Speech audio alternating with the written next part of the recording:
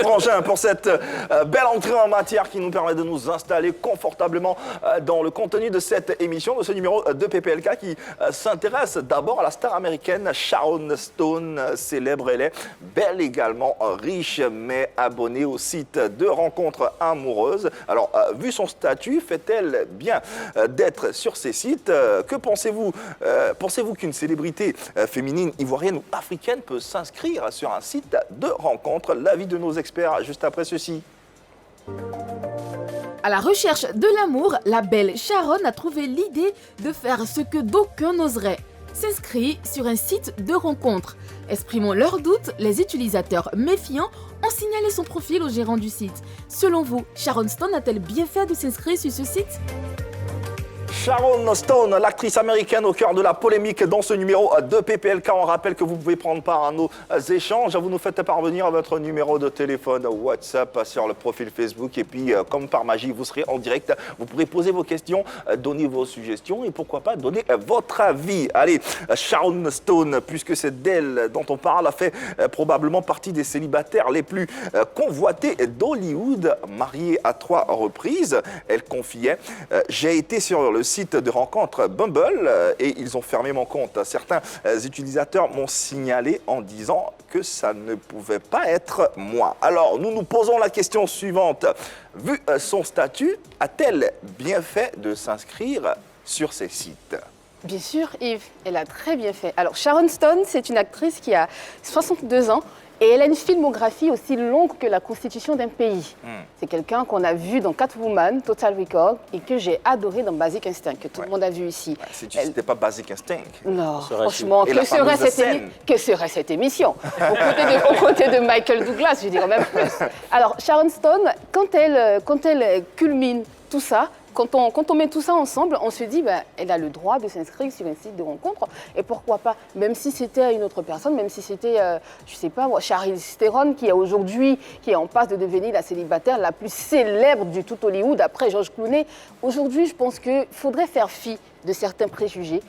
Faudrait faire fi de certains préconçus et puis laisser accorder à ces femmes-là, accorder à une personne comme Sharon Stone le bénéfice du doute. Moi, je dis tout simplement qu'elle est allée sur un site, elle s'est dit qu'elle avait envie de voir autre chose, de voir peut-être un banquier, de voir peut-être un entrepreneur, au lieu de tout le temps sortir avec un producteur, un scénariste, un technicien de son et tout ça. Et puis, arrêter un peu de parler film, parce que quand on sort avec un producteur, il faut se dire que nos conversations dans le lit, nos conversations autour de la table, autour d'un verre, seront toujours autour d'un film, seront toujours autour du travail. J'ai envie de parler d'autre chose, j'ai envie d'aborder d'autres sujets. Je me mets en couple avec quelqu'un qui n'a rien à voir avec mon milieu professionnel.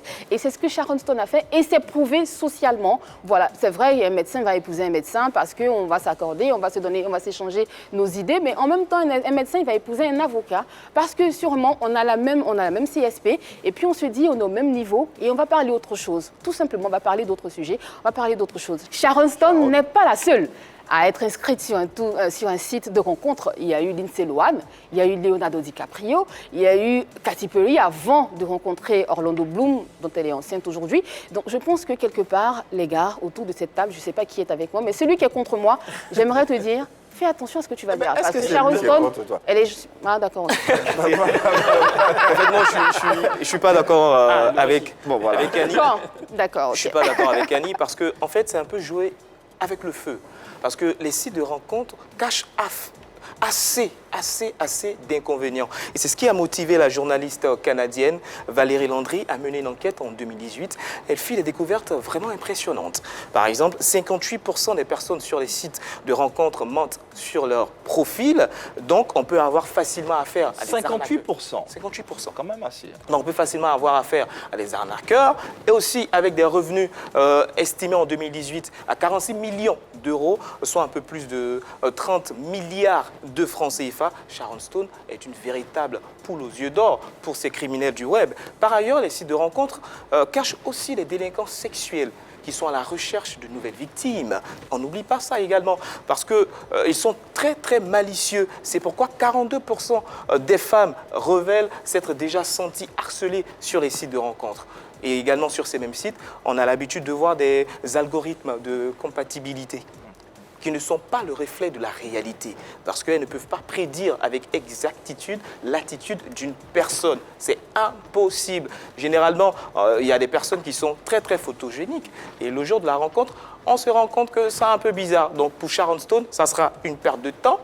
Voilà. Et une déception à 62 ans, celle qui recherche une relation stable et durable. Tu le disais, elle a 62 ans, elle est libre de faire ce qu'elle veut. Oui, elle est libre, mais aussi, mais attendez, elle est libre, mais qu'elle n'oublie pas son statut. C'est pourquoi il existe aux États-Unis ou en Europe, voilà, des agences matrimoniales. Et ce sont des entreprises de courtage qui mettent en relation des personnes célibataires, veuves et aussi divorcées, qui cherchent une relation stable, pouvoir aboutir à un mariage ou un remariage. Ce qui les distingue d'un site de rencontre ou d'un club de rencontre, c'est totalement différent. Et l'avantage premier, c'est d'abord la sécurité.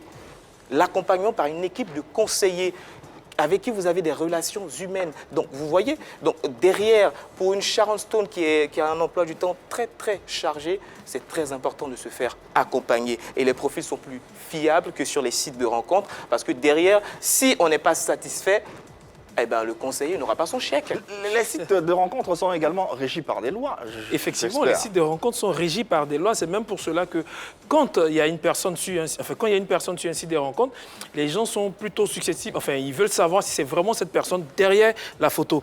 Alors, toutes ces personnes que tu as citées, les menteurs, les pervers, tout cela, c'est pas des robots. Ils n'existent pas seulement que sur les sites Internet. C'est un canal. C'est un canal. Ces mêmes personnes sont dans la vraie vie. Nous parlons de sites de rencontre. On ne parle pas de sites de mariage forcé. C'est-à-dire que tu as le temps de rencontrer la personne, de discuter avec la personne et de savoir si vraiment tu as envie de te mettre avec cette personne. Tu n'es pas sur un site de rencontre et quand tu cliques sur quelqu'un, en même temps vous êtes marié. Non, tu as le temps de discuter avec la personne. Le principe d'un site de rencontre, c'est de faire un tri et de te proposer des personnes qui matchent. Je crois que c'est le mot qui est le plus utilisé, qui matchent avec toi en fonction des critères. Matcher, tu veux dire quoi? Qui sont compatibles. Qui sont compatibles, voilà, avec toi, à toi. En fonction des critères que tu auras sélectionnés. Donc, après, tu discutes avec la personne en face de toi, tu essaies de savoir si vraiment tu as envie de faire longue route avec cette personne. Sharon Stone a le droit d'être sur les sites Internet. Des statistiques ont prouvé que 23% de personnes trouvent leur conjoint ou partenaire en ligne et se marient. 23 pas 23% de personnes. Pourquoi pas Sharon Stone? Elle a le droit. Alors, ce que tente peut-être d'expliquer Désiré, c'est que le fait qu'elle soit sur ce genre de site, ça l'expose un peu plus, vu son statut. Je suis d'accord avec toi, Yves. On est en train de parler d'une milliardaire, d'une star, d'une célébrité, qui en principe doit garder l'étiquette du mythe, qui doit garder le mythe de la célébrité. Sharon, en le faisant, elle s'expose sur tous ces sites de rencontres-là et elle expose même la corporation. Désiré l'a dit tout à l'heure, elle sera en face de certains anarcheurs et tout, mais il n'y a pas que ça après. Ces personnes qui viennent vers elle ne viennent pas parce que c'est une âme sœur qu'ils recherchent, mais plutôt parce que c'est Sharon. Donc, elle sera utilisée à des fins, je dirais, vicieuses. Je ne suis pas d'accord. Si, bien sûr que oui. Bien sûr que oui. Et ce qu'elle doit faire, justement, si, comme Annie l'a dit, elle veut rencontrer d'autres personnes pour changer la manière de parler, ce n'est pas forcément sur un site de rencontre, ce n'est pas sa place. Elle n'a pas le droit de rester sur des sites de rencontre. Après 3 mariages, trouve-toi une autre solution, mais pas les sites de rencontre. Parce que les sites de rencontre, justement, c'est pour des personnes, des femmes, des personnes moins nanties, qui vont... Peut-être que c'est ce qu'elle recherche aussi. Peut-être qu'elle a fait 3 mariages, elle s'est mariée avec des gens de sa corporation, plus ou moins. Peut-être qu'elle a envie de voir d'autres choses. Comme Annie le disait, peut-être qu'elle a envie de sortir avec... Pas sur les sites de rencontre, parce que moi, je vois Sharon Stone sur un site de rencontre, mais c'est pas possible. Tu vas y croire tout de suite? Bien sûr que oui. Ben voilà. Je vais croire, mais c'est pas normal qu'elle se retrouve là parce que c'est une célébrité. Il y a le mythe. Je la vois sur mon petit écran en train de tourner dans des films. Je me dis que c'est clair qu'on ne peut pas avoir accès à elle facilement. Je tape sur un site tout de suite et puis je la retrouve, je me mets à discuter avec elle. Mais la première idée qui me vient dans la tête, c'est de chercher à la rencontrer. Ensuite, soutirer quelque chose, ça c'est clair. Tout humain allait penser de cette manière. Et si tu avais rencontré Sharon Stone dans une boutique? C'est pas un site de rencontre. Mais dans une boutique, tu aurais pu faire pareil. Je discute avec elle directement, je vois ce qui peut convenir à l'objectif commun, on voit ensemble ce qu'on peut bien faire, mais pas sur un site de rencontre. Parce que si un site de rencontre, rien ne prouve d'abord que c'est Sharon Stone. Ça d'une. Et de deux, la première idée que je vais avoir, elle est célèbre, elle a beaucoup d'argent. Voilà un canevas, voilà une route pour moi-même me faire des sous. Je passe à la narque. Dans quelques instants, dans le deuxième sujet de ce numéro de PPLK, on s'intéressera aux 30 ans du Zouglou avec pour invité le Kelempe, le chanteur tout aussi singulier, l'unique sera des nôtres pour parler également de sa carrière, pour parler également de la revendication sociale concernant le Zouglou. Est-ce que le Zouglou est toujours une musique de revendication sociale et quelle est la place qu'il occupe en tant qu'artiste dans cette industrie Zouglou? En attendant, nous continuons avec notre premier sujet qui s'intéresse à Sharon Stone sur les sites de rencontres. Est-ce que on va essayer de déporter ça sous nos cieux ici, sous nos tropiques, et principalement en Côte d'Ivoire? Est-ce qu'en Côte d'Ivoire, on peut trouver par exemple des stars telles que, je dis n'importe, Alissa Zena, Tia, Marie-Paul Adjé sur ce genre de site de rencontres? Bien sûr que oui, c'est possible de les retrouver, même si l'environnement n'est pas propice. Elles peuvent se retrouver là par souci de satisfaire un désir, un manque. Elles sont célèbres, elles ont beaucoup d'argent. Je les retrouve sur des sites de rencontres. C'est bien parce que quelque part, il y a un truc physique qui fait qu'elles sont tout le temps là en train de chercher ce qui ne va pas. Donc c'est possible pour des célébrités ivoiriennes et africaines de se retrouver sur des sites.